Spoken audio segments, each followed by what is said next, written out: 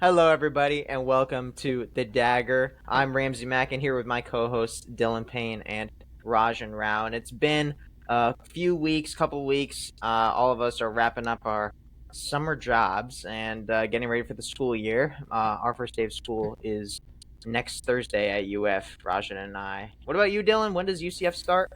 I want to say the 18th.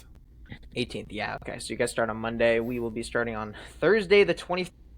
Do not ask me why, but it Wait, is Ramsey, why are we August. doing that?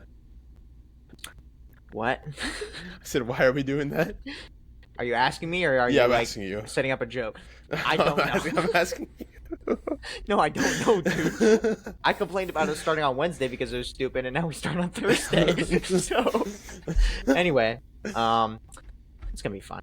But we got a lot of fun stuff planned for when the NFL and NBA season return. But in the meantime, we have some fun, brief discussions to be had today. Dylan is here to educate us about something that he is far more knowledgeable in than me and Rajan, and that is the recent college sports news about revenue sharing and the NIL and the House versus NCAA, lawsuit and settlement, and all the results coming from it. And so there's a lot of discussion to be had. And after that, we'll just have some fun discussion about fantasy football and wrap it up. And so, yeah, if we're all good, I'll let you take the reins, Dylan, and begin your discussion. We're here to learn and discuss what we think about it. But yeah, you go ahead. So obviously, college football has been like the particular driver of all of this, and has been the primary source of news where all of this is kind of swirling around. But really, it affects college athletics as a whole, and by extension, professional sports. The way that schools themselves are even being set up. It's kind of infected everything within like collegiate amateur athletics. Admittedly, if I was not already a college sports fan and didn't have this, what's become almost a crippling addiction to have to follow all of this because it's just gotten so complicated and convoluted, I probably wouldn't be a college football or college sports fan today, because there is so much movement that has gone on ever since July 1st, 2021, when NIL officially passed. That it's just becoming very, very hard, even for the most dedicated fans, to follow.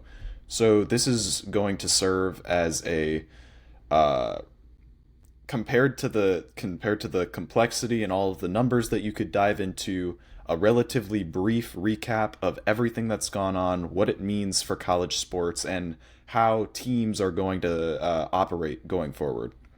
And the logical place to start is July 1st, 2021.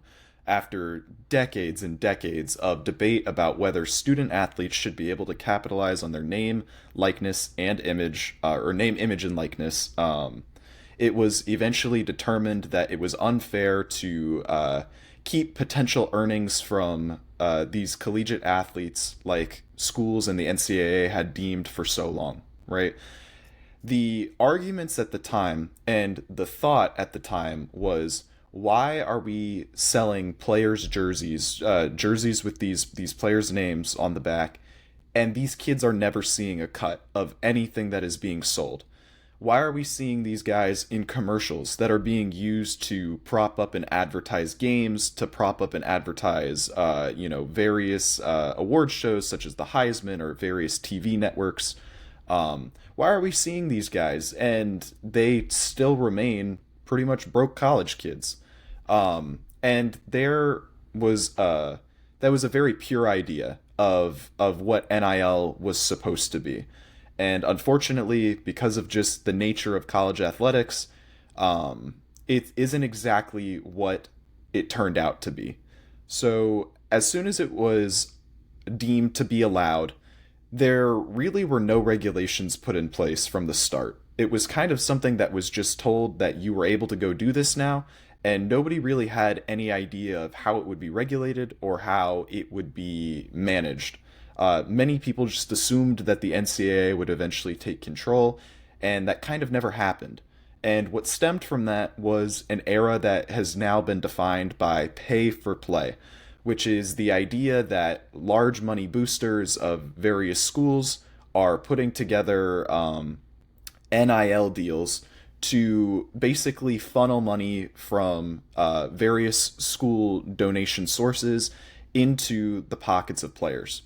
And a lot of people took exception to this because it kind of breaks the spirit of what NIL was supposed to be, which is allowing athletes to benefit financially from promoting a legitimate business purpose. And that language becomes very, very important in the resolution to this entire issue, which was the landmark legal case House versus NCAA.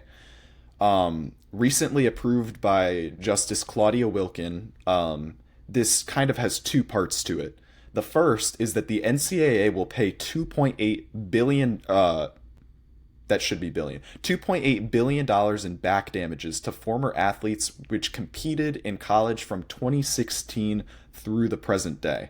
So this could be anybody, as long as the athlete filed before a certain deadline to be a part of the class action. You're getting a cut of that $2.8 million. And that $2.8 million, a portion of it is coming from NCAA reserves, and then the remaining portion of it is an agreement between the NCAA and the schools to take a cut on their NCAA-appointed revenue per year to help effectively pay that out to the athletes. So schools, as a part of this deal, are accepting a funding cut to be able to make up for those legal damages. And that becomes important when... Actually, I'll talk about that later. It doesn't really make sequential sense to talk about that now. So the second most important part, and what will actually be affecting and shaping college athletics for the foreseeable future, is each school is now responsible for dispersing athletic department revenue directly to student athletes. This is effectively the schools themselves being able to directly have a hand in how players are paid, how rosters are managed, etc., instead of delegating this to third-party organizations such as NIL collectives. And they're going to operate under the closest thing that we've seen to a professional model in amateur athletics, with a $20.5 million cap for the fiscal season of 2025 and 2026. That number will expand over time. I'm not really sure by how much. That effectively you have this chunk of money that comes from athletic department revenue, TV deals, NCAA payouts, and however you choose to use that money as an athletic department is how you see fit. This revenue can be divided in any percentage by sport. If you wanted to invest 100% of that money into football, you have every right to. If you wanted to invest 50% of that into women's basketball and 50% of that into women's volleyball, you have every right to. There is no guarantees. There is no minimum salary for scholarship athletes. So the pay can be split up within sports however they choose to, based on the value that schools assign to individual players.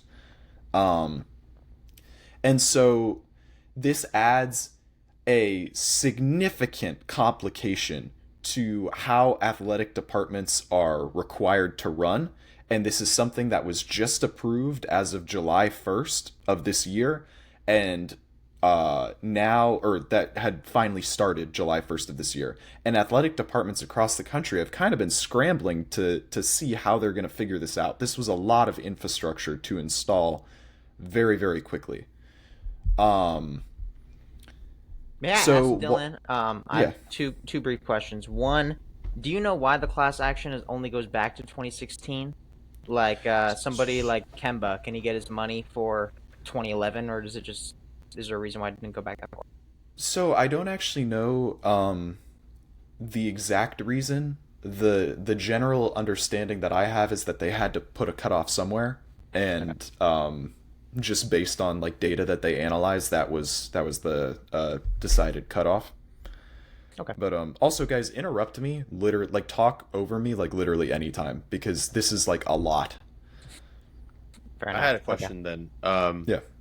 Actually, I have another question, but yeah, you can go ahead. Yeah, no, I'm gonna go in front of you, Ramsey. So you said that these schools each get $20 million or so dollars per fiscal year.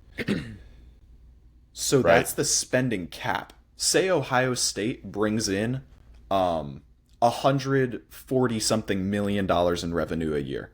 the amount that the athletics department is allowed to pay out their athletes is capped at $20.5 million.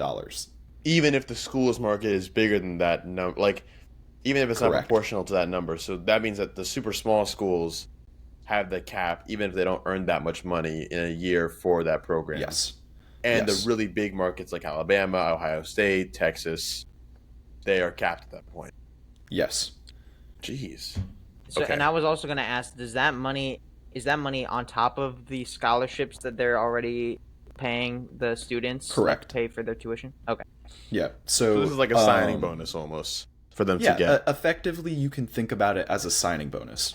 Interesting. Especially because these athletes are not considered to be employees. There was a very big legal hurdle within this case on whether or not student athletes should be designated as employees. Very controversial from an actual legal perspective, very controversial from a moral perspective. That was one of the biggest hurdles to be overcome in this case. And it was decided that they are not to be treated as employees, in part because of, like moral considerations. These are still amateur collegiate students, and also in part because treating college athletes as employees allows for collective bargaining and unionization. And the fear was that many smaller schools, including like very reputable brands within like the group of five, say like a smaller athletics program like the University of Delaware's athletics program, like a Division I program that does not operate necessarily on the scale that your Alabamas, Georgias, etc. operate at. The fear was that collective bargaining would eventually lead to this consistent upcycling in regulations and pay, etc., and that would eventually be too great of a cost burden to smaller athletic programs that would be required to shut down. And we've actually seen a couple of examples of that related to this. I want to say a team that just made the NCAA tournament. The name is escaping me. Would you guys mind looking it up? Just find it, completely not shut down its athletic department, but moved down from D1 to, I want to say, D3 to avoid racking up the cost of the $2.8 billion settlement that they would be partially responsible for. I believe you're talking about St. Francis, PA. Yep, St. Francis. D1 to D3 a week after making the first four.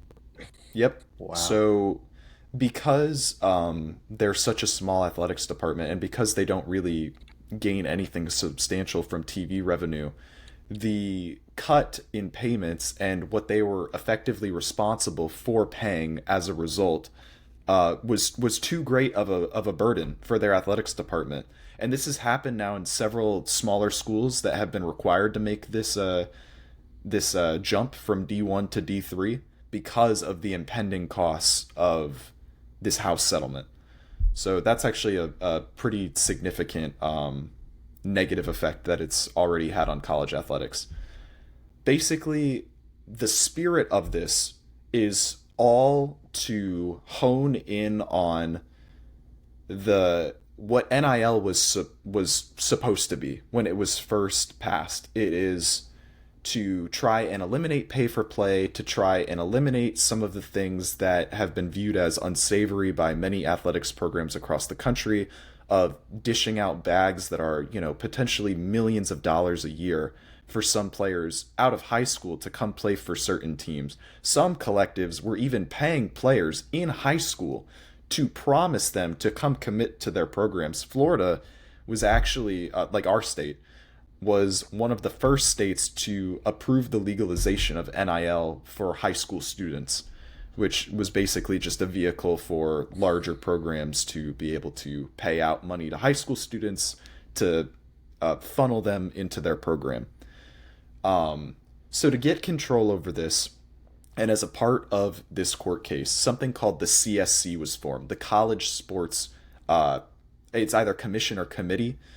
It's headed up by the former MLB League investigations officer. His name is Brian Seeley. He is like a home run hire for this position, not baseball, but Nice. yeah. Yeah, we got it, dude. I know we're not a baseball podcast, but yeah. Yeah, I kind of did it unintentionally. And then I had to stop and be like, darn it, didn't Can't mean miss to, out on the pun. Oh yeah, can't miss out on a good dad joke. But he was responsible for kind of coming in and saving the MLB League Investigations Department, which was considered to be completely inept under whoever the previous leader was. It led to stuff like, I don't know if you guys remember the Houston Astros and the trash can thing. Huge cheating scandal. Oh, yeah. And he kind of helped bring back the reputation of this department. Before that, he was a U.S. attorney, and he ended up uncovering like one of the biggest white collar crime scandals of like the 21st century. So this is a very experienced guy.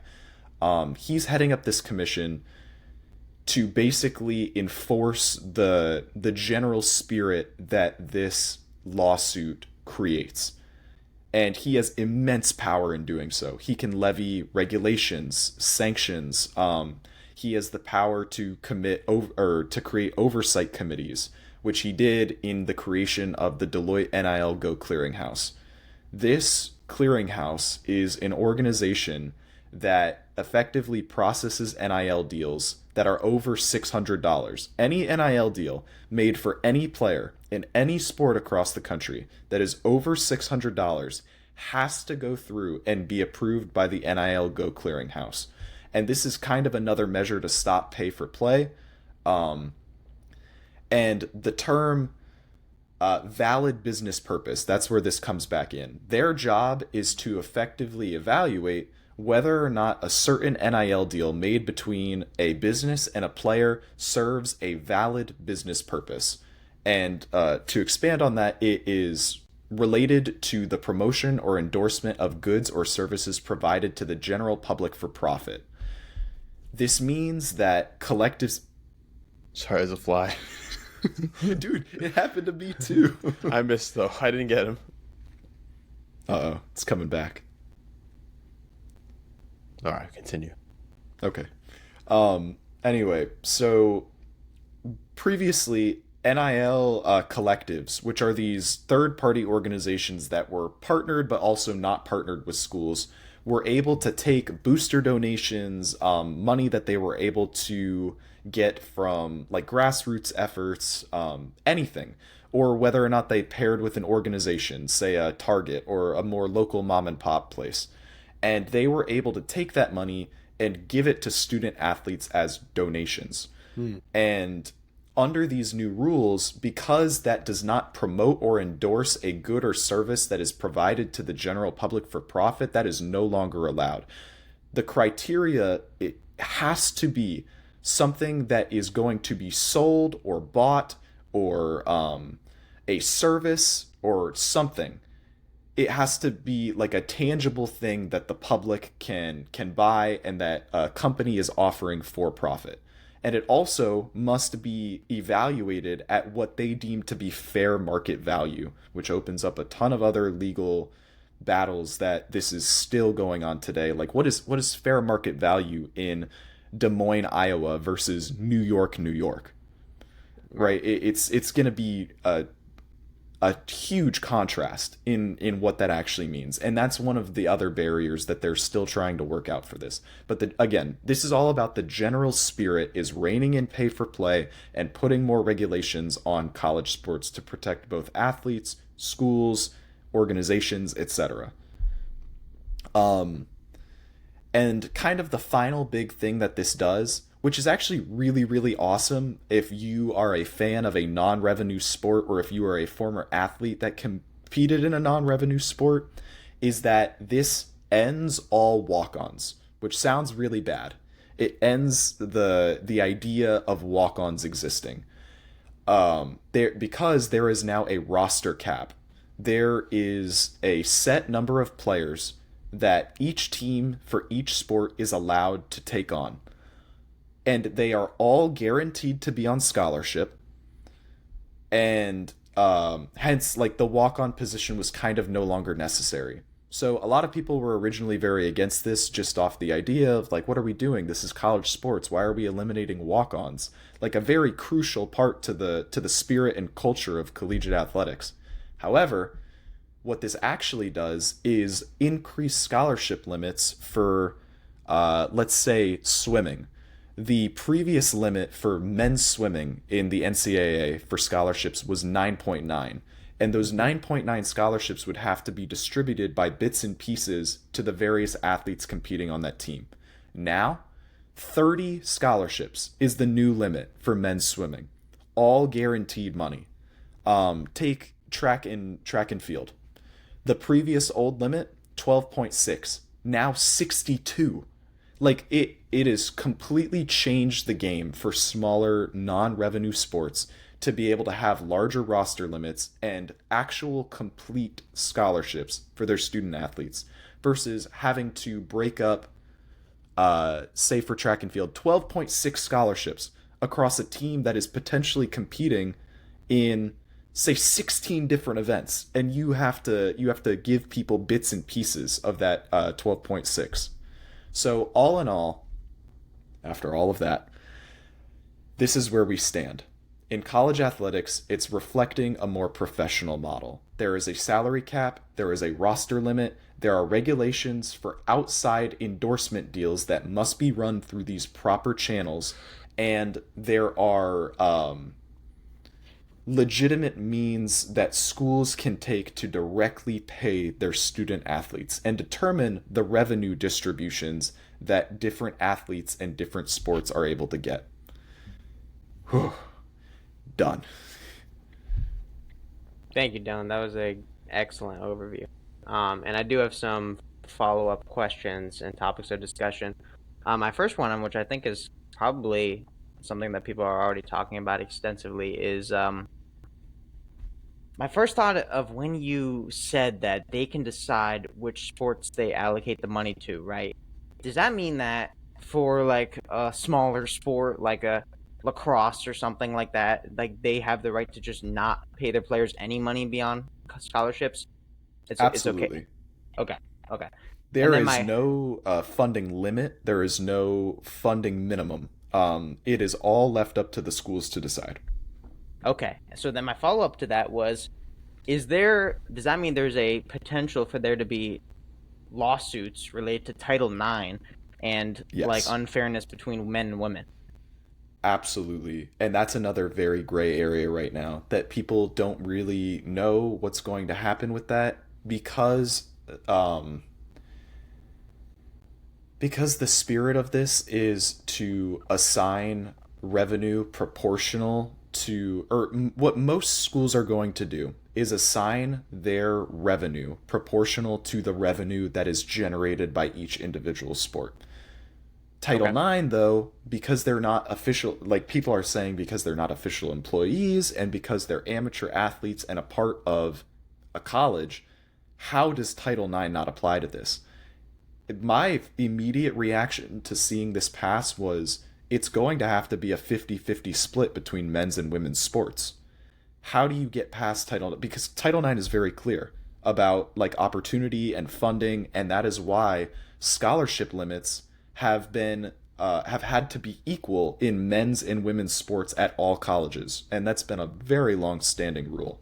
So nobody really knows, and that's a very, very impactful decision because that is the difference between, say an SEC football team commanding $10 million a year versus $3 million a year because that money has to be allocated elsewhere. That is also the difference between the most meteoric rise of women's sports that we have ever seen. Like, bar none. It would change the game for women's sports. I mean, you would get significantly more funding in college than you would get in any professional league in any sport. Like, yeah. it would be huge if they end up ruling that Title IX has to be observed in this situation. So do you think we could see a situation where, like, because you guys know that, like, right now, the amount of either scholarship total or like scholarship athletes has to be equal for men and women at a college, right? That's why we see so many more women's teams for things that are, I don't want to say more obscure, but like um, maybe less frequently played, like because they have to combat the amount of men that are on the football team than there is usually like more like at U Miami there was women's what was it like lacrosse and soccer, and there wasn't a men's soccer team that was D1, but there was a women's one. Um, so then, do you think the money would? So that's it. Really is what you just said. If they're going to observe Title IX or not. So I guess my question is, do you think they're going to observe Title IX or not? Because I could see a case where at some of these SEC schools that maybe are less forward thinking about the progression of women's sports and their right to be able to have equal funding and equal support from the school. Um, like maybe they just ignore that if it's not ruled that they have to observe Title IX. How many schools do you think would like just say get it out the window and just not do it? Because that would cause a lot of public backlash, but it'd be better for their programs, for the men's For side sure. at least. That's tough. Or you want to go ahead, Dylan? Sure. So it kind of depends on program per program and kind of the I guess pre-established culture of that program, what's important to it and what's not. For example, we've seen some pretty crazy women's sports stories already. This was pre-revenue sharing era, but just happened last year, where Texas Tech, a school that's actually going to come up relatively frequently in this discussion, they have boosters that come from oil money, and they have basically decided as an athletics program that they are going all in on every single sport that they have right now and investing every single dollar that they can in every single sport that they can. Whereas traditionally a lot of that money is funneled towards football and basketball, they paid the top pitcher in the country to $1 million, the first ever $1 million softball player, to come play for them and effectively bought their way to a national championship. Texas Tech's softball program was irrelevant the previous year, terrible even. And through spending on women's sports, they were not just able to change that in a number of years, they made the national championship in 1 year because of the transformative amount of money that they were putting into women's sports. So it's going to be very, very interesting to see because each school kind of controls their own destiny with this. Who is more innovative and forward thinking and potentially sees women's sports not as a financial burden, which for the most part in the modern era of college athletics it has been. It's a net loss sport in terms of revenue, who now see that as an untapped market to potentially expand your brand.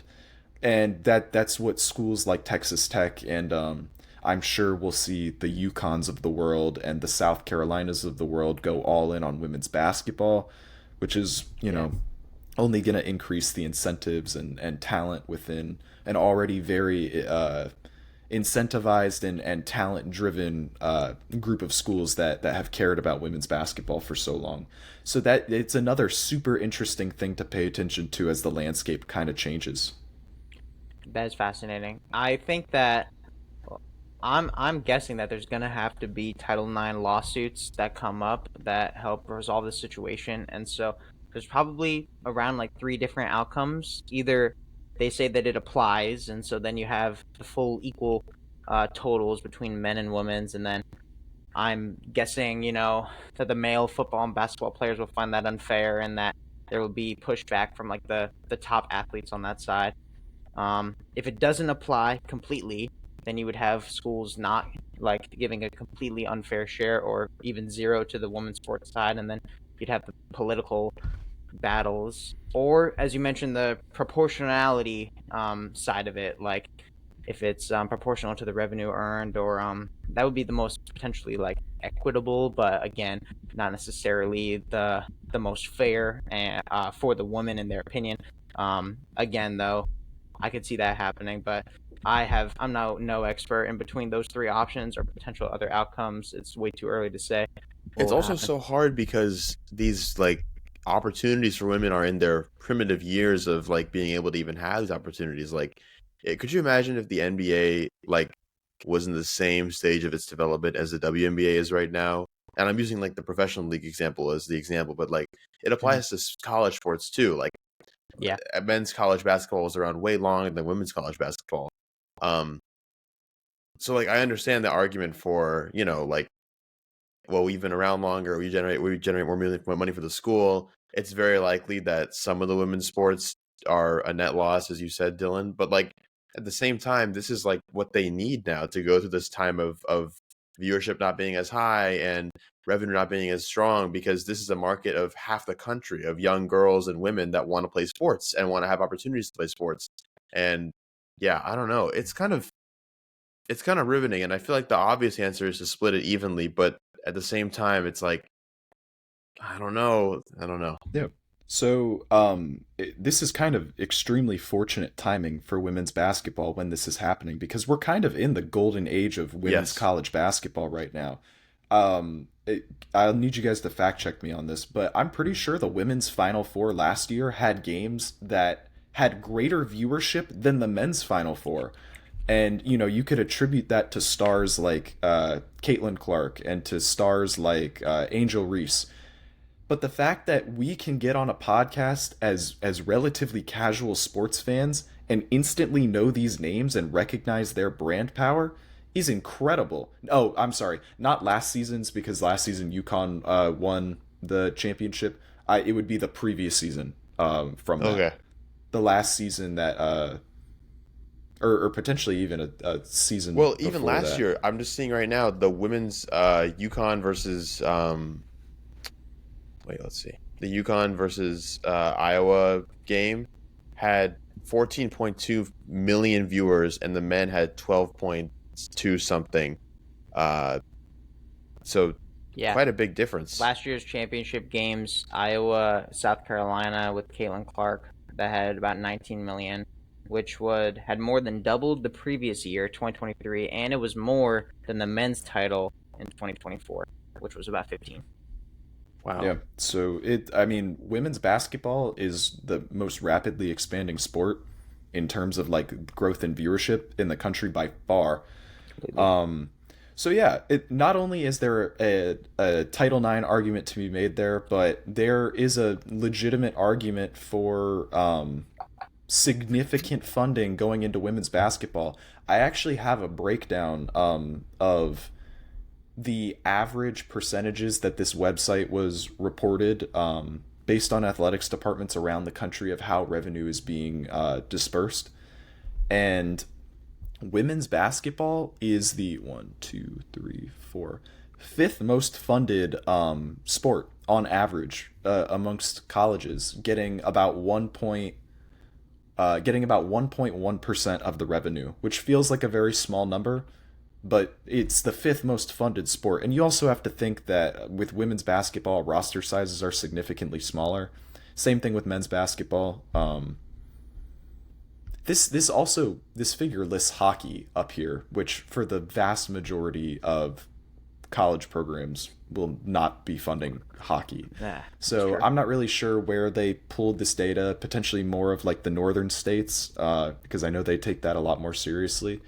But football is first at an estimated 75%, followed by men's basketball at 16, followed by, I'm not including hockey, so I'm just gonna add the Amen. baseball Can I figure ask to what the hockey. percentage was? For hockey, 2.7. Oh, okay. So hoping it was Spent, hard. spent a summer around a bunch of Buckeyes. They cared deeply about their hockey team, right I bet below the their Buckeyes football team. hockey investment is probably close to 6 to 7% of their You know, total. it might be, or Yeah. it might be closer to 0.6 or 0.7%, because I don't understand why you would actually put that much money into a hockey team. But followed by baseball at 1.8%. That figure is probably going to wind up being a little bit higher, and then women's basketball at 1.1%. So people Nice. are really tuning into women's basketball and viewing it as an opportunity to get in on something before it explodes in viewership as it's continued to do over the last couple of years. Awesome. That is awesome, and it's very exciting. Um, well, yeah, this is a lot of news all at once, and so I guess I'm curious with all of this stuff changing how college sports is going to work.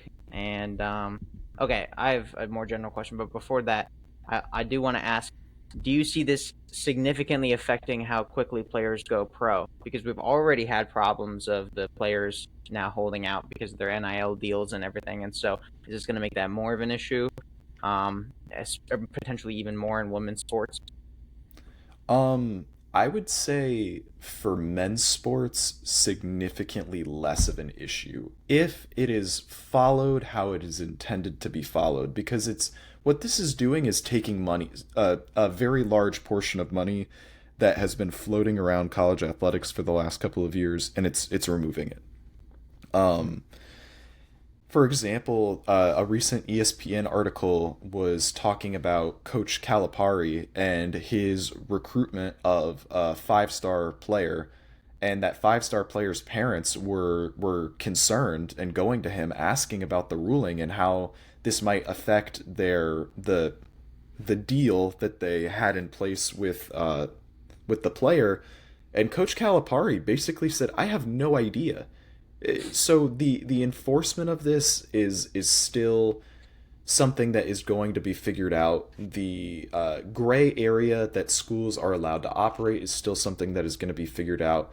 And even these college coaches of these massive programs around the country really have no idea how this is going to play out. And coaches are having to tell recruits that they can't guarantee certain amounts of money or certain amount of dollars that were on the table previously for years past recruiting classes. AJ DeBansa, the projected number one overall pick, got an astronomical bag from BYU to commit to their program.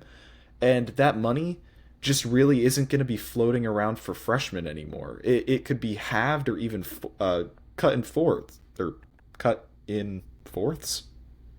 Would that be the proper Fourths. like English Fourths. for that? Yeah. Sure. Yeah. Yeah. Yeah. So it's just removing money from college athletics, and that just provides a greater incentive to go pro where the real money is, which I cannot overstate how important that is for student athletes to get into their heads. There has been a terrible, terrible lie that has been circulating around college athletics that you should sell out for the biggest bag that you can possibly get at the college level. That money is nothing compared to professional money if you are going to one day make it to the NFL or the NBA. For women's sports, this might be different, and this might actually open up more revenue opportunities for them than were previously available. That's yet to be determined. But I would say for football and basketball, it's probably going to encourage more people to make the jump as early as possible. Okay. Interesting. Wait, I have a question about that then as well, because we see, well, I don't know about different reasons, but we see a lot of college players play, and like there's all those jokes about those guys that are like 25 and entering their whatever year, and you're like, dude, get a job. Just get on LinkedIn, bro. Yeah. Hunter Dickinson. That's the guy. Yeah, like, do you think that it's more likely that we see this like holdout from the women, like you said, that are more likely to do this because, and this is an idea, but women's professional sports are paid so poorly because the revenue stream is just not that strong yet. Could we see like an increase of like super unk women in college sports that are just staying to get their bag from the NIL and their NIL deals, just to avoid having to make the jump to the pro sports where they're going to get probably a pay cut, which is crazy to say. Like from college to pro sports, you're getting a pay cut, but it's very likely. Do you think that's like a possibility? I mean, absolutely. And it really just depends on what a program is ready to do for its women's basketball team. I mean, this isn't a realistic example, but say UConn women's basketball is given 50% of this revenue share figure. They just completely commit themselves to going all in on a women's basketball dynasty. and they have so much more money to throw around than every other potential competitor. Yeah, if I'm getting paid as a women's basketball player, just shy of $1 million to stay in college and play for UConn, absolutely. And win national championships every year. And win national championships every year. If I'm on a $500,000 a year salary because UConn just wants to make sure that they acquire the top of the top level talent and just run the entire sport of women's basketball, yeah, you could see a lot more holdouts. But it just depends on, again, it just depends on what teams take this fresh new slate and how they divide up the funds that they have available. Interesting. That's interesting. The only pro women's league I know anything about is the WNBA, and I do know that all players drafted have to at least be 22. It's very different than the NBA, and so I do not know how if that obviously that means that might change. Most of the it may, but also most of the best players in college women's college basketball are also like older, and so maybe you'll just see the best players sticking around for longer, because we've seen the breakdowns. I mean, even for college football and NFL dudes, right? It wasn't a Shadur. I saw the explanation of how much more money he could have earned staying in college versus his contract from the Browns, but I guess that'll just be even more of an issue with this now. Speaking of that, because that's actually kind of important. There is a very important distinction that originally existed in this settlement that no longer exists, and that was NIL collectives were supposed to be eliminated, which that figure for what Shadur would have made came from NIL estimates of how much he was worth. Okay. And that factors in heavily into what he could demand and, obviously like his brand power, like what it can command, etc. Sure. And so the original ruling was that NIL collectives were to be disbanded, like they were no longer allowed to exist. And recently, the plaintiffs and oh gosh, I can't believe that I'm forgetting the other word. The plaintiffs and the defendants of the House case reached an agreement with the CSC to allow the continued existence of collectives, because the CSC was threatened with insane legal actions by your SEC schools and your Big Ten schools that have been paying, players since high school to, come to their programs and are paying them millions and millions of dollars as donations. And that was threatened, and they were not going to go quietly about that in terms of shutting down infrastructure that they've created over the last, ever since 2021. And so they were threatening to sue and sue and sue and sue and sue until they couldn't sue anymore. And as a kind of, peace offering, the CSC agreed to allow collectives to continue their existence so long as they still observe the rules of the valid business purposes. So that even for Shadur, that might have changed. Who knows? Okay. How he would be evaluated in today's college football landscape versus yesterday's college football landscape. That's good to know. One other question I have before we switch segments. So the cap is 20. What's the exact number again? 20 something million dollars. I believe 20.5 it is million. 20.5. Yeah. Okay, and that's for all of the schools. That's the cap of their entire college sports thing. So, correct. Like, yeah, and it'll be increasing in future years, right? I didn't see how Yes. it will, but somebody said it will. Which is really unfortunate for every non-Power 5 conference. so what's the solution when your school is more notably a football school where there's significantly more athletes that you need to pay in order to have a program? Like, I'm thinking about schools that are maybe not, because the schools that are just primarily football schools, right? Like Alabama, we don't know Alabama for their basketball, right? So they're probably going to divert most of those funds to their football. Well, Ramsey knows them for their basketball. Well, I mean, they're still up there. There are probably better examples, but there are a lot of great football schools or great, like UConn is not investing in their football team like that, for example. Sure. But what about schools that are kind of, hate to bring up, actually I don't hate to bring them up. UF is a good example of a school that just won the national championship and then also has a significant, football I mean, it's a swamp. Yeah. It's a lot of hype around it.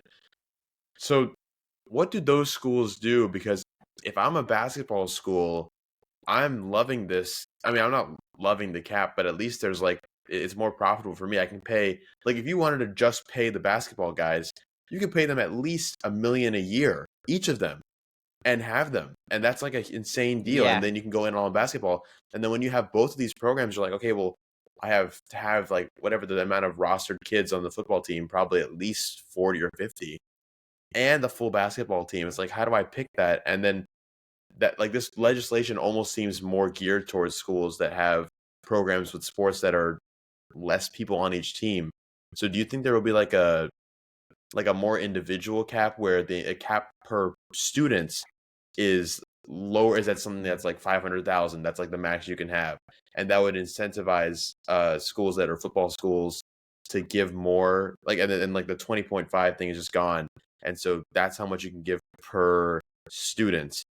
Is there any way that would happen? Because I guess to me it seems a little unfair, but again, it is. I think we're Getting going to be paid. seeing legitimate deals of individual athletes getting millions of dollars on top of whatever NIL money they're making, or maybe not millions, but like 1 million.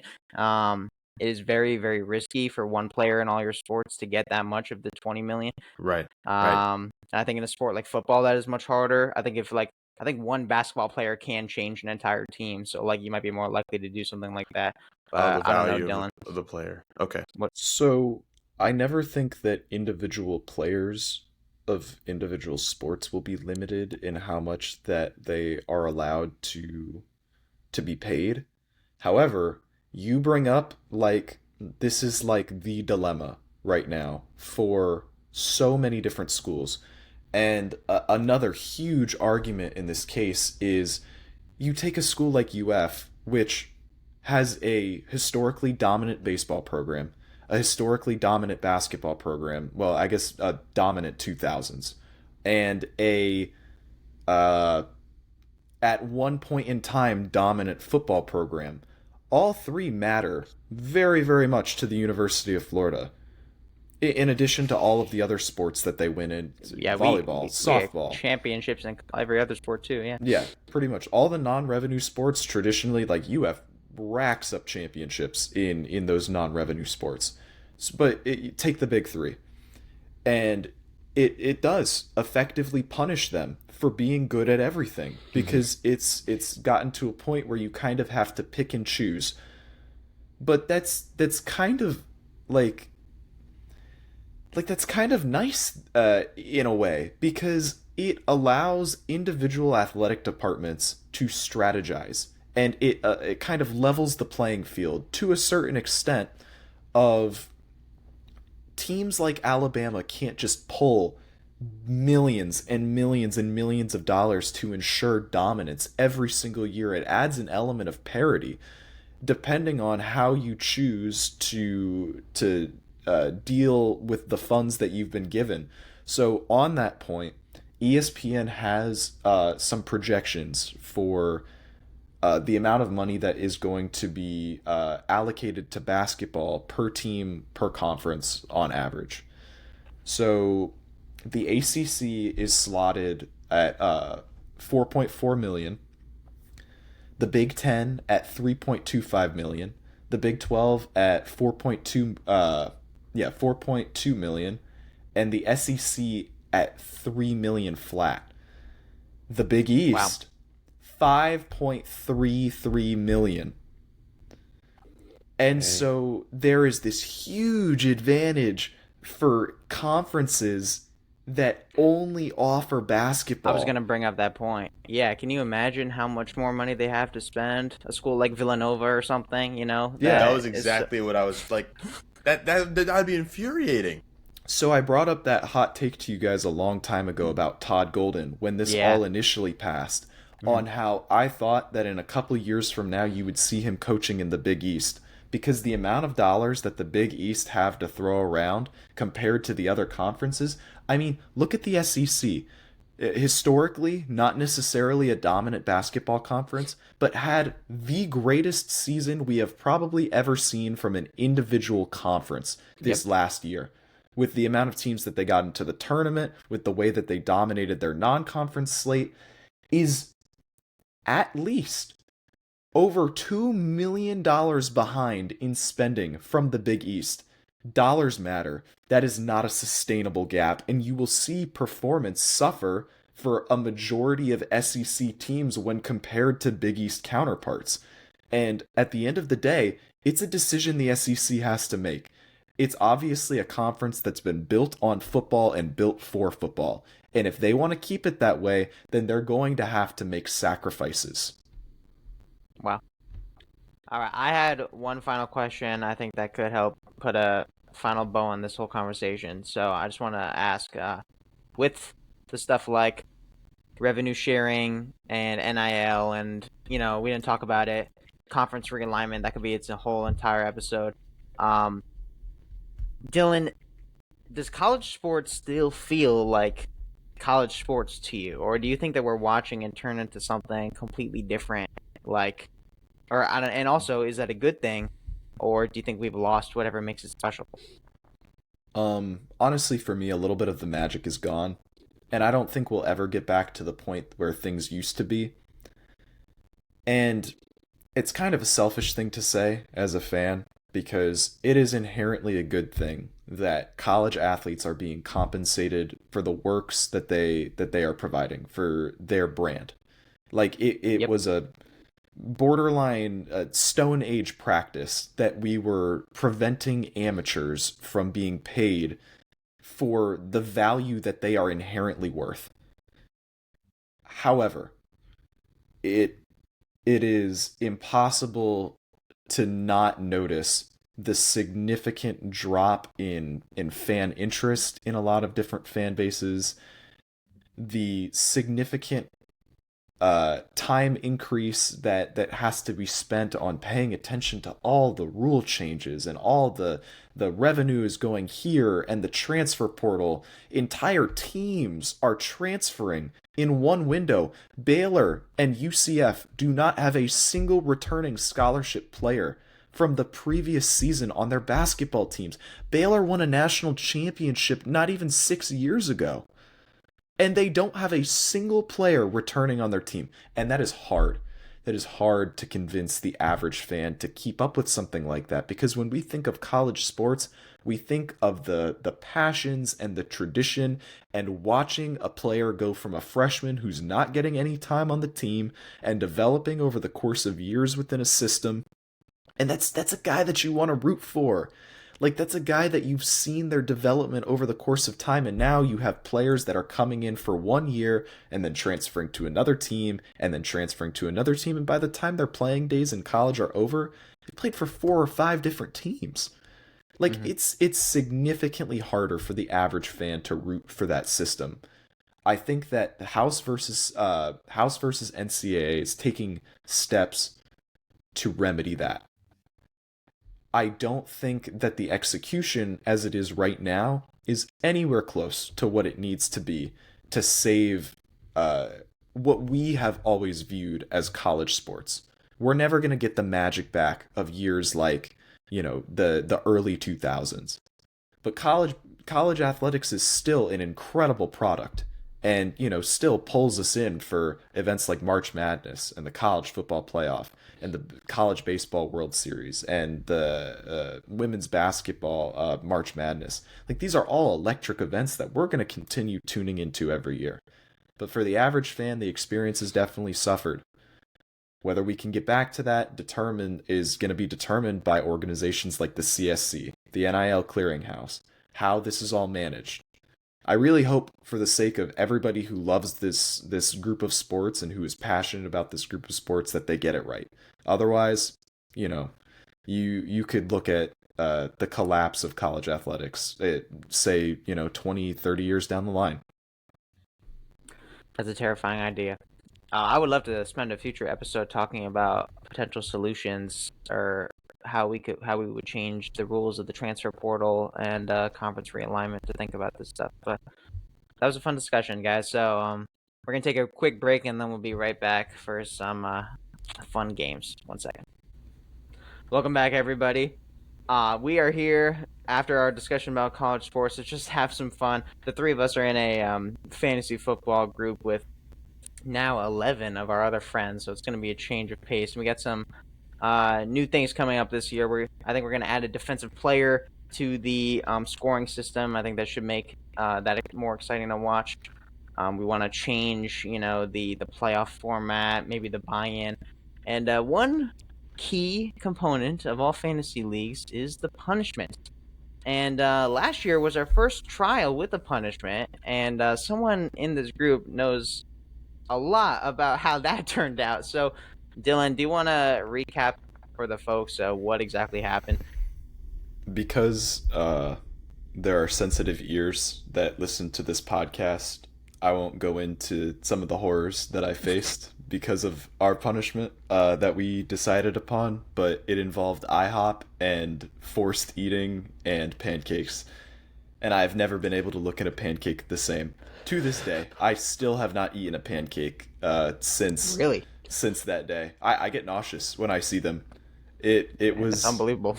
It was not a great day, but what was worse was the days that came after. Anyway, just always remember your time is precious, but your bowels are forever. So my prep for the fantasy draft. What the heck? Yeah, in fear. Did you do? It was a 24-hour challenge. If I remember correctly, was it 15 in 9 hours, or am I misremembering? 16 in 8 hours. 16 and 8. Wow. The 16th was the worst one. I just remember, I had so much confidence for you.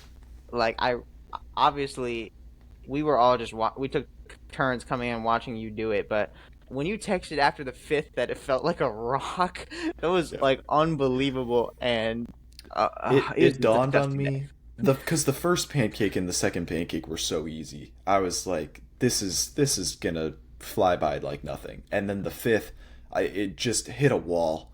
And from that moment on, I would literally have to rip off tiny pieces of the pancake and force myself to shove it in my mouth until it would eventually allow me to swallow.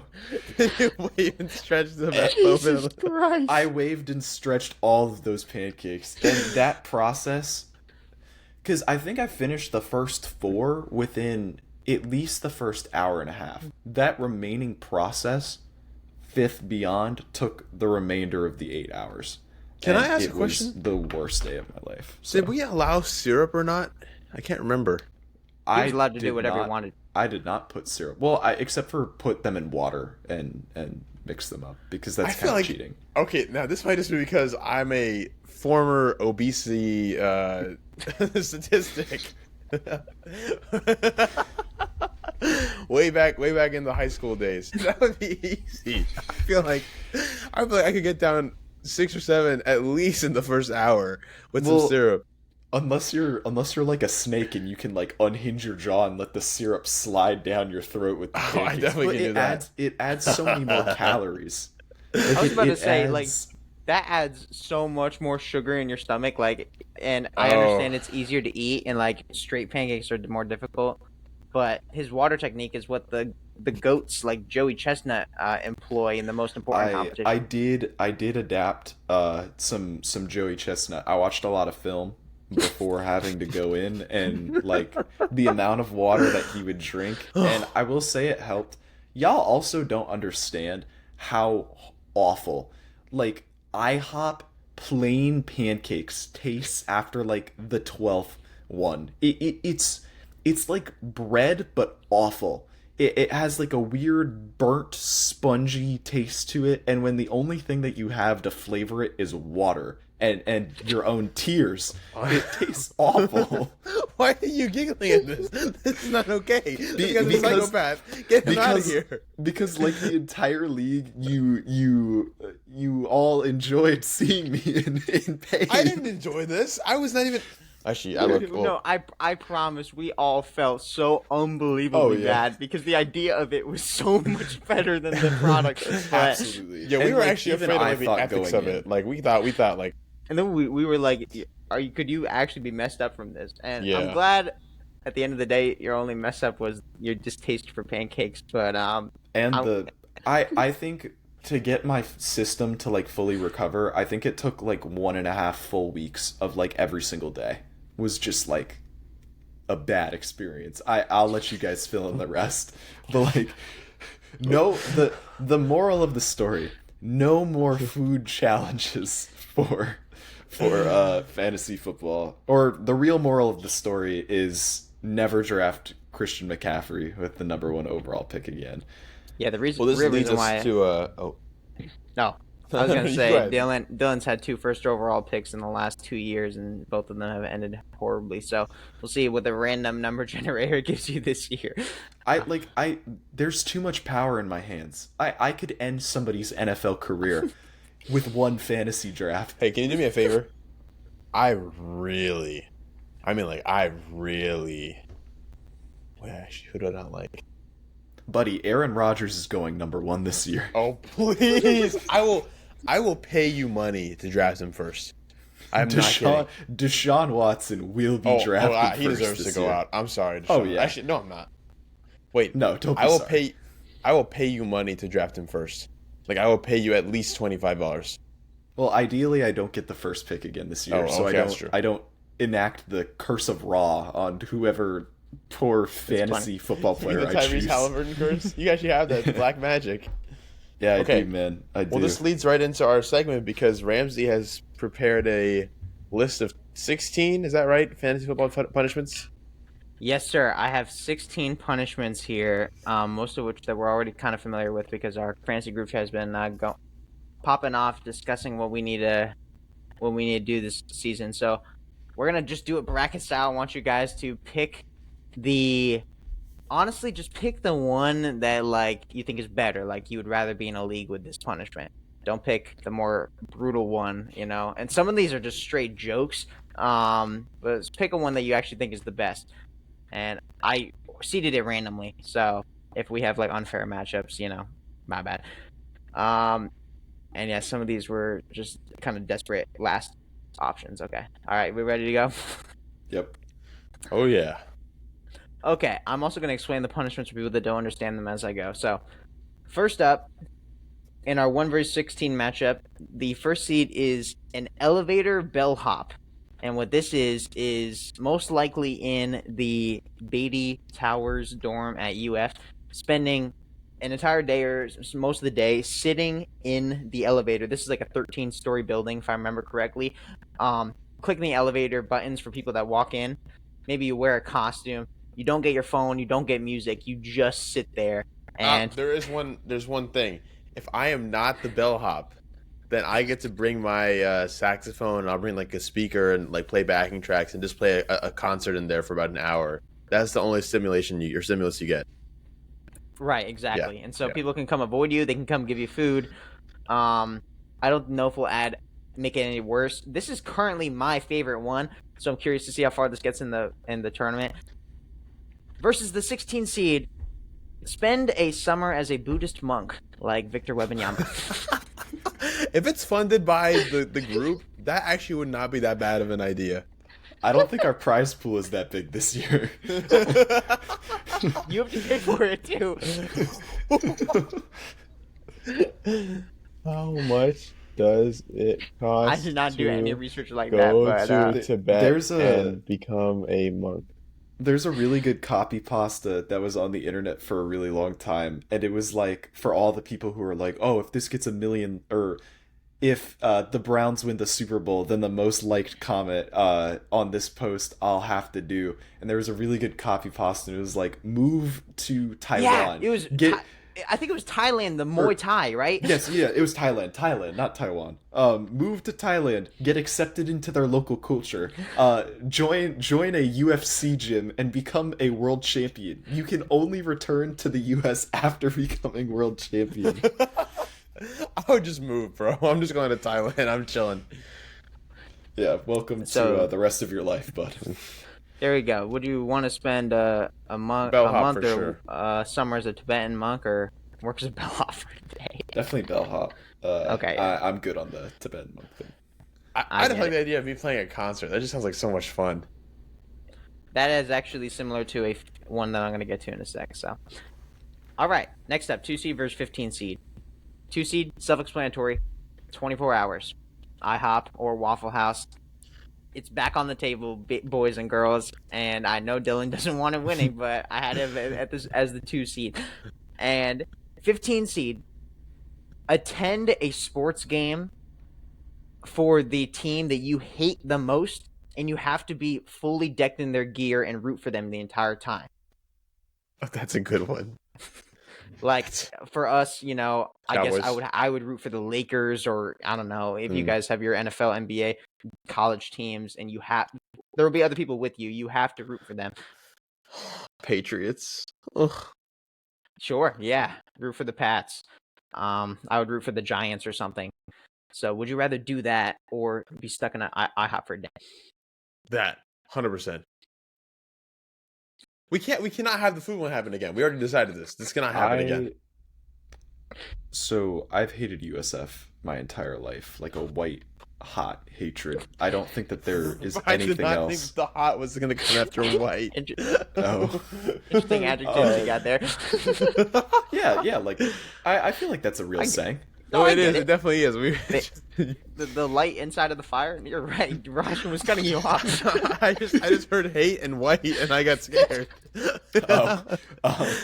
Not in that way. Do not hate USF in that way. But they have always been enemy number one. I would first off buy every piece of fan gear I could possibly acquire: socks, underwear, hat, shoes, you wear underwear. shoes, shirt. Yeah.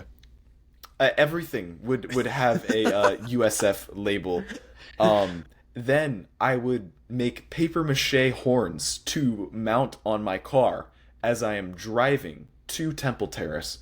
And once I have gotten into the stadium, I would paint my face the ugly, awful green and gold that USF has chosen to be their awful colors. I would marry the football coach if I had to. I'll kiss a player if I have to. No way that I ever step in IHOP again under the terms of the 24-hour challenge. Or ever. Yeah, I actually haven't been back to IHOP since. So That's actually unfathomable how much you're willing to do this, but I get it. So, you know, Horns it's a personal thing. Okay. All right. Yeah, I would. I see your point, man. And I figured you wouldn't root for IHOP anyway, so interesting first round matchup. All right. 3 seed versus 14 seed. So 3 seed is you got to make $100 in tips playing music in public.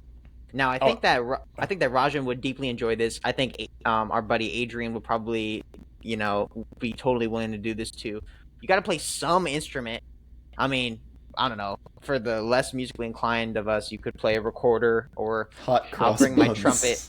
I'll bring my trumpet and figure out something. And you can't, for none of these, you can never say that you're doing this as a fancy punishment, right? Like, you can't have a sign saying it. You have to be in it. You just have to be there and say, you can have a little hat collecting tips. And, you know, people might throw you a quarter. Most people will walk by you. Maybe you can sleep throughout the week, but you got to get $100 and keep doing this. And then all of the money would go to... crazy. And we can rediscuss how much money, but also you get none of the money. All of it goes to everyone else in the league. I would do it for free, dude. That sounds like so much fun. Oh my god. Okay, so that's the 3 seed. The 14 seed. we don't need to hear that one. We can vote on 3. No, the 14 seed is a full marathon in the dining hall. You have to walk 26 miles. You have to walk 26 miles of laps in Broward dining. Is that ethical? like you know the things where like people like spend like even just like a day in a room that's all white, like all like white painted, and they go insane. You get like is that low-key on the brink of maddening somebody? I hope walking in a public area is not too bad. I mean, you're still able to take breaks. I'm not putting someone in solitary confinement like you're suggesting. It's actually not terrible. It's 6 to 8 hours. Wait, how many hours? Six, 7, or 6, 7, or 8. You know, somewhere in between there. Wait, Ramsey, could you say it real quick? How many hours? Approximately 6, perhaps 7. I'm sorry. But yeah, so if you go to Broward when it opens, which is early in the morning, I don't know, around 8 a.m., then and it closes at 10, you have plenty of time to do it. Early for you, unemployed. You can take as many breaks as possible. You can eat there. People can check on you. You can sit down. You just have to walk 26.2 miles, and your phone will keep track of it. Too. It is air conditioned. I mean, I could change the punishment to make you do laps around the UF rectangle, you know, and then in that case, it's brutal. But we're saying in a building, and you would look weird. And in fact, you probably would try to be stopped by the staff. But I don't know. I think it's a very entertaining idea. I saw somebody do it on Instagram. Is that what you're gonna say? Yeah, exactly. You know how many steps are in a thingy? Well, how many steps a marathon is depends on how long your legs are. So. On average, 2,000 steps per mile is like pretty normal. So that's about 50,000. That's so much, bro. Oh my god. This one's kind of tough because I feel like after the 450th rendition of hot cross buns, somebody might pay me $100 to leave. You're right. You may very well be right. The only other thing I have to say is, obviously, I don't know about Adrian because he's a classical guy. Because I don't know how much he'd want to play in the street, but that's like heaven for me, right? But just think about this, okay? This guy's dreaming about being a homeless music major. Draft Deshaun Watson, then, little bro. No. Just think about this. Imagine Zoe has to go on the street. Zoe's a friend in our league, by the way. Does not play any instruments. Has to go in the streets of DC, which is where she goes to school, and play recorder. And she can't say, "I'm doing it for punishment." People actually think that she thinks that she sounds good. Like, people actually are walking by, like, "Wow, this is what happens when you're a music major, guys. Don't do this to your kids." Like, that's what I'm saying. Just think of how funny that would be. I gotta vote for that because it's a win-win for me. Either I get paid or I get to play. As funny as that would be, if I'm choosing like the best punishment for me, I gotta go back to my roots, my running roots. I am taking the marathon inside the dining hall. Come on, Ramsey. Come on, you know you want to play the trumpet on the street. I love both of these punishments, so this is a kind of brutal first round matchup for me. What's more embarrassing? I feel like it's more embarrassing to be stuck sounding crappy. Yeah, I mean, I don't know. There's differences, right? These are we've talked about the physical toll that was taken on Dylan for eating all those pancakes. There's an embarrassing factor for doing something like playing music in public, and then this is also a physical toll that I think is gonna have less of a negative impact perhaps than all the pancakes, like just doing the marathon. But anyway, with that said, I think I am gonna root for playing music in public. I like the concept of it a bit more. Let's go. I really like both of them, though. I respect it. It's a great punishment. Awesome. Good matchup. Okay. Next up, 4 seed versus 13 seed. 4 seed is that you have to stand up in the dining hall and yell "food fight" and like a middle school movie, and then start throwing around some. I don't know. I thought in my head you got to sit down and just not throw anything and then see what happens. But some people want you to start throwing. Okay, what's the other one? The other one is do a 5K in heels. I'm not gonna lie, the food fight one is not a good punishment because I would just do it for free. I would literally just do that every single day. That'd be funny to me. As somebody who hates like social embarrassment almost above everything else, you will never catch me doing a 5K in heels. And like at least you scream "food fight" and then it's over. And then you can just sink into embarrassed oblivion inside your chair. But dude, a 5K in heels, the blisters that would come from that would be like the size of your ankle, dude. Okay. That's also the equivalent of, I mean, if you're walking it. No, I don't even care. Bro, do you know how hard it would be for either of us to walk in heels, in stilettos for like a 5K? No, I don't. I also would be hard pressed to find a high heel that fits a foot of mine or ours, because we all have pretty big feet. That's true. All right, then it'll be the food fight. Okay, 5 seed versus 12 seed. 5 seed is you have to go to the open tryouts for the Osceola Magic G League team and just play your heart out. They're completely open tryouts. Anybody can show up. That. We should bring all 5. You should bring us 3, Adrian, and we need like a wild card big man, and we just go. We're literally gonna be the other Cavaliers from that one SNL skit. Yeah, with Kenan Thompson. Oh my god, that was so funny. Okay, and the 12 option is, this has been a classic, but like for an entire week, you have to wear some horrible outfit, like a shirt that says "Eat, Sleep, Fortnite, Repeat," or a neon highlighter fit, and you got to wear it to all your classes, and you have to wear the same clothes so it looks like you didn't take them off. What are you choosing? I'm not gonna lie. I think the Magic one is really good. Yeah, give me the Osceola Magic, Yeah. especially if you go with other people. That sounds incredible. You guys just want to do that one weekend when we're home? I would do it willingly. Dude, you're gonna get posterized by some Iowa State walk-on, bro. Dude. I quit basketball when people started dunking on me, and I made a promise to never go back. I'm not gonna walk in there and just get baptized every play. But I would way rather do that than, the Eat, Sleep, Fortnite, Repeat fit for a full week. Hey, just so you guys know, the tryouts are September 13th. Y'all catch me there. That is way sooner than I thought.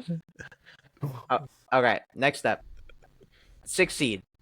You have to do an open mic stand-up comedy set for like 10 minutes. Yes, that sounds like fun. That sounds like so much fun. You got to do whatever you got to do. I don't know if it should be full improv or if you get to write your jokes. But yeah, you have to do that. And then the 11 seed. Talking about an AP capstone project. Bro. And then the 11 seed, which was suggested by our friend Emmett, is that you have to spend a full day on Spirit Airlines flights, just going nowhere, just like going from airport to airport. You end up back. You can obviously pay for food and whatever, but you can never leave any airport you go to, and you're just like going around the U.S. doing God knows what. Who's paying for this, bro? There's a movie about that with Tom Hanks where he's trapped in the airport and he can't leave. Really? Really, really good movie. Yeah, like one of the best movies I've ever seen. He was from a country that while he was in the air, like got taken over, and because of that, the country's citizens' visa status was revoked. So it's literally just like the entire movie is contained to like Tom Hanks living in the airport. I'll look up to see what it's called. Okay, so sorry. Would you rather do that or the open mic? I would definitely do the open mic. That sounds like so much fun to just like try and do the crowd work that you see the comedians do and just like try and piss people off. That sounds like so much fun. The movie is The Terminal, and that is what I would be choosing because open mic night is like one of my worst social fears. Who is paying for this? I don't have money to pay for. I said I can't imagine how much that would cost, and Emmett said that you could do all of it for less than $100, and I don't believe him. That's insane. If it's less than $100, then I think it might be worth it. I'm so scared of that too. I would personally, I don't care about the social factor. I'm picking the open mic night. Sorry, now, Dylan. Do you have to raw dog these flights, or can I just bring my iPad and just like watch NBA Finals reruns the entire time? Or do homework. I know my mom's listening for this for sure. Things that we do frequently. Homework. No, I think nobody's going to be with you, and I think it's too brutal of a punishment to just sit there and do nothing. So I think you're allowed to have entertainment. Yeah. Okay. So then I'm still taking the open mic.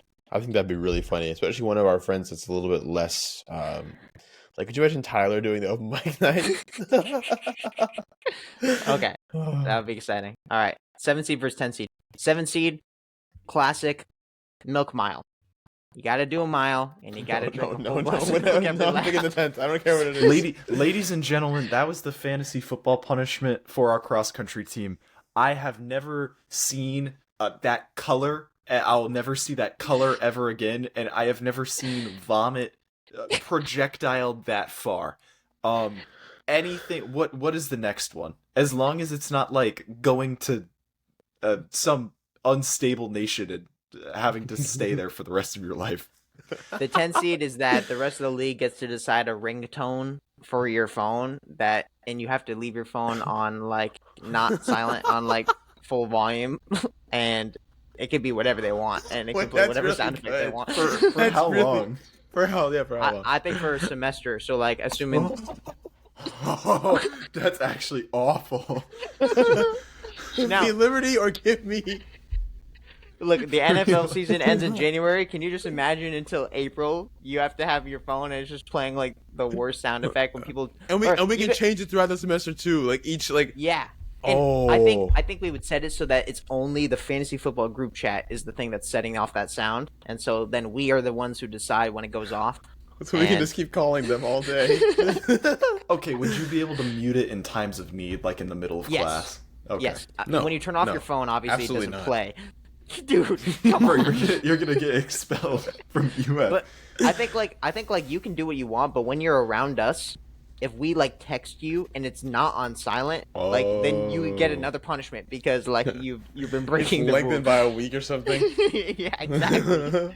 Oh my gosh, during peak football season 2, can you imagine like Chris Collinsworth like moaning Patrick Mahomes as your ringtone? Okay. Exactly.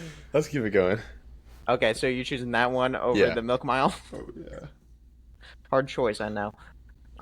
Okay, finally, 8 seed versus 9 seed. 8 seed is a haircut from the Rights Union Barbershop. There's a barbershop inside the student union, but not just a haircut. Maddie in our group wants it to be a mohawk, and the second or 9th seed is the Marston 72-hour challenge. I am not kidding. 72 hours. No. In the library. I think the buzz or the mohawk one would be cool because if you do it for like a week, then you can just buzz your hair afterwards. No harm, no foul. Okay. Yeah, I'm going Mohawk, and then I'd go bald, and we'll see how it is after that. Become Vin Diesel. All right, now that we got that, then the rest of the match should be faster. Okay. 1 seed, elevator bellhop versus 8 seed, haircut from Rights Union. I think the bellhop is the best one, right? Yeah. Yeah. Okay, great. Next up, 15 seed, attending a sports fan and rooting for your arch rival versus 10 seed, setting ringtone for a semester. Oh, the ringtone, right? Oh, if we're doing for the like ones that are better because like we think they're easier, the sports team for me. Wait, no, we're not going by easier. We're going by what would be more fun for the punishment to be. Yes, that's what we're going by. Oh, okay. Then So like honestly, pretend the that ringtone it's is me. hilarious. Pretend that you get to call me for a whole semester, Dylan, and I Oh, and the I ringtone is hysterical. and the Mahomes is on my phone. Yeah. Okay, there you go. Okay, next up, 3 seed, make $100 playing music in public versus 6 seed, open mic comedy night. Oh, Both of these are that's my worst hard. nightmare. I'm gonna choose the music one. Yeah, me too. I would too, so that's a great pick. Can we donate the money to charity though? I don't want any of our friends to get it. That works, yeah. Okay, cool. It could also be instead of a set amount of money, it could be a set amount of time. Up to people. Like a 40-hour work week where you just on the street. 40 hours. What is wrong with you? This guy really wants to lose. That's the I really punishment. want to lose. Yeah, Okay, don't say the 40-hour W word on this podcast. We Oh, don't I'm do sorry. those anymore. I mean the 40-hour unemployment week. There you go. And then 4 seed versus 5 seed, starting a food fight and trying out for the G League. Oh, the G League would be so, but the food fight would also be so good. Wait, but if you say food, it has to be more than just 5 seconds. You have to be like, food. Okay. Hey, who's with me? And then you gotta like try and hype up the crowd and stuff too. Yeah, exactly. Okay. Okay, that's great and all, but just imagine we get a text to our fantasy football group chat and like Tyler has just been dunked on so hard that he has been sent through the floor. Like, Oh, Tyler's catching so many strays. Dude, we did nothing to deserve this. like we would live that forever. Like forever that video would live in our hearts and in our minds. It's too good. Okay, I think we gotta go to Magic then, right? Okay. Get ready to learn Osceola magic. Ooh. Okay. Then next up, we're in the semifinals. 1 seed, elevator bellhop. 5 seed, magic tryout.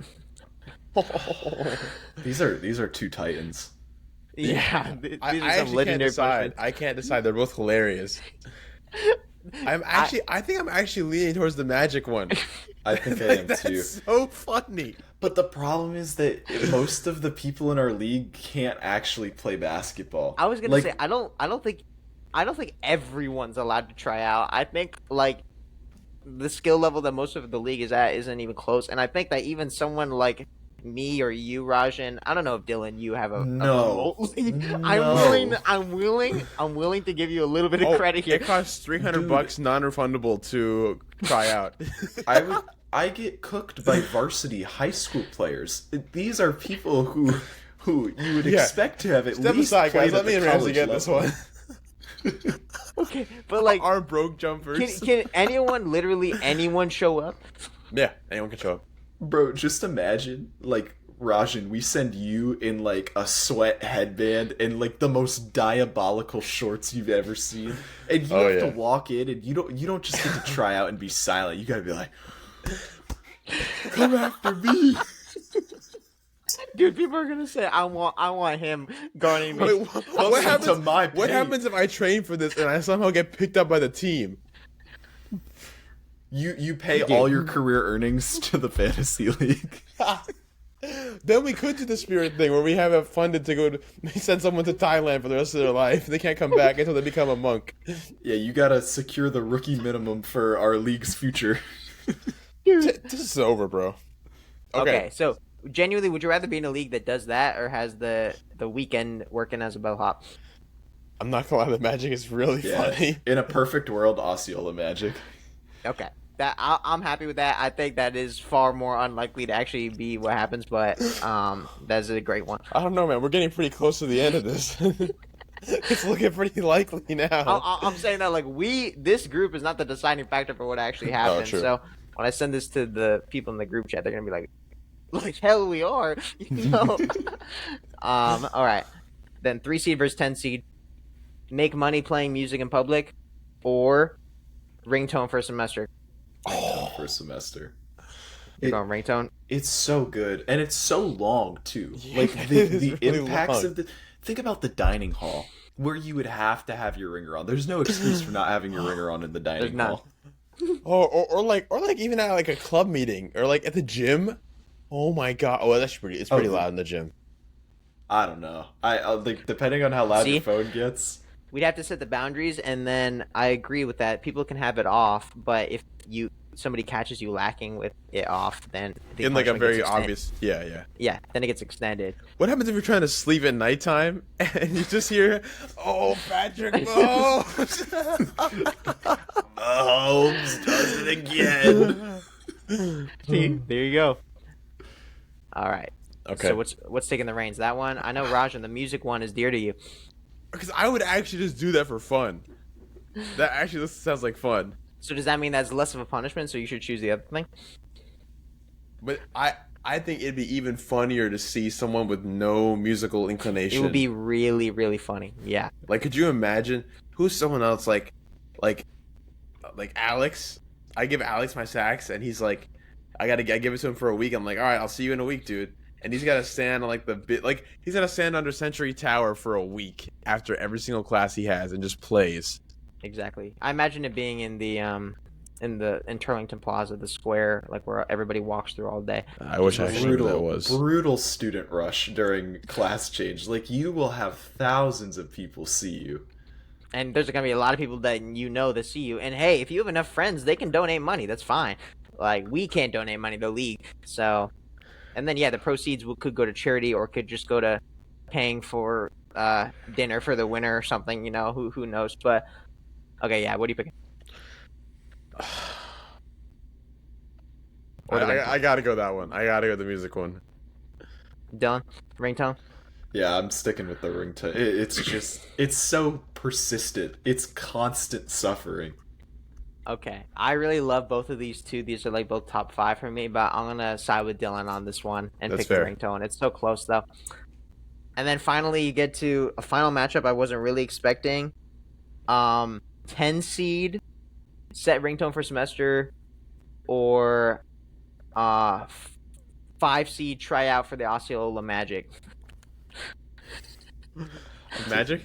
I'm taking Yeah. the Osceola Magic. That's a winner, bro. That's That just one's such really a good. phenomenal one. I'm glad you guys like that punishment because it's arguably one of the worst punishments on this list, but like it could have potential to be the funniest. So it's just so great. Like, imagine after it's all done, we send people to like record it from our group, and we get like a Meek Millie "I'm a Boss" edit of you just absolutely getting ran over by like 6'7" giants who went to like North Carolina. Yeah, That's gotta be like breaking Amendment 8, bro. That's cruel and unusual punishment, bro. Alright. So then, what's the other one?